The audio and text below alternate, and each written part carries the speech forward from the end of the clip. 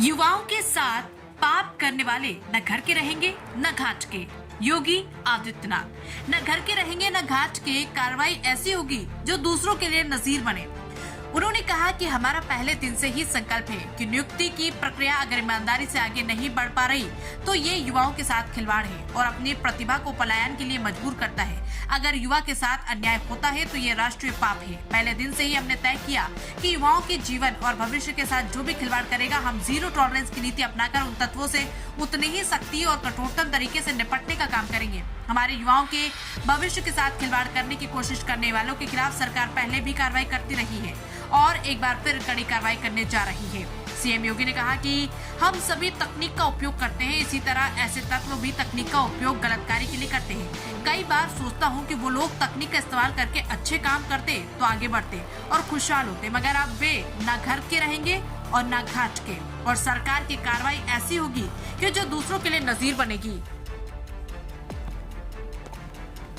हम लोगों ने पहले दिन से संकल्प लिया था कि नियुक्ति की प्रक्रिया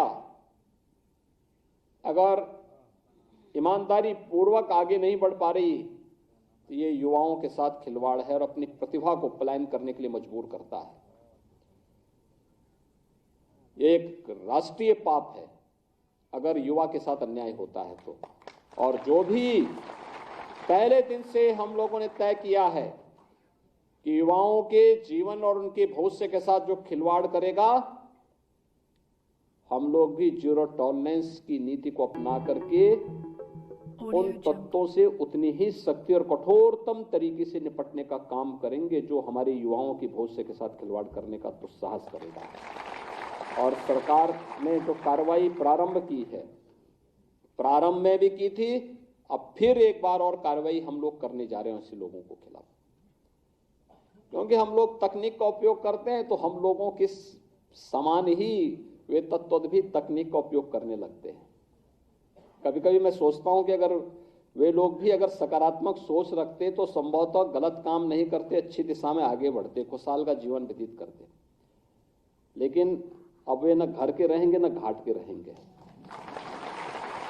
क्योंकि अब तो सरकार जब अपनी कार्रवाई कर रही है तो बहुत बड़ी कार्रवाई हम लोग ऐसे तत्वों के खिलाफ करेंगे जो युवाओं के भविष्य के साथ खिलवाड़ करेंगे।